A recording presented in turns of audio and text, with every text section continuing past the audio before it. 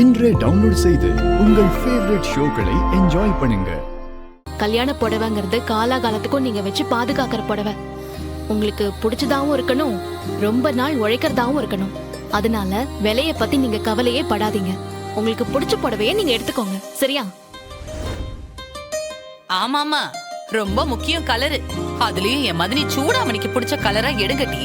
பரணி, புடவை எடுக்க போறது கல்யாண பொண்ணுங்க. இவங்க எதுக்கு கல்யாணத்தை பத்தி பேசிட்டு இருக்காங்க?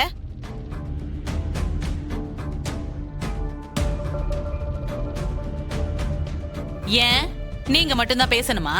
மா, நீ கொஞ்சம் பேசாம இருக்கியா? அவங்க 2 பேரும் அவங்க அவங்களுக்கு பிடிச்ச புடவையே எடுக்க போறாங்க. உனக்கு என்னமா வந்துச்சு? ஏன் எனக்கு உரிமை இல்லையா? இந்த அருட்டி, நான் தான் வீராவோட மாமியாரு. முதல்ல அத புரிஞ்சுக்கோ. இதுக்குதான் வந்தே ஆகணும்னு புடிச்ச புடிய எங்களுக்கு கூட்டு வந்தியாமா? ஹேலே சிவபாலா, நீ வாயை திறக்க கூடாது. நான் சொன்னதை செய்வேன்னு வாக்கு கொடுத்துட்டு வந்திருக்க. நீ வாயை மூடல. எலே சிவபாலா, நல்லா கேட்டுக்க.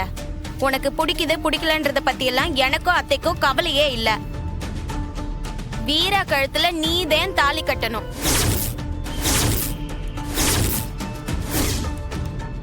அவ புருஷனா நீதான் வாழ போகுத.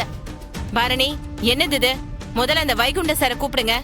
வந்ததுல இருந்து இவங்க 2 பேரும் உன்னை இரிட்டேட் பண்ணிட்டு இருக்காங்க. எனக்கு அவமானமா இருக்கு.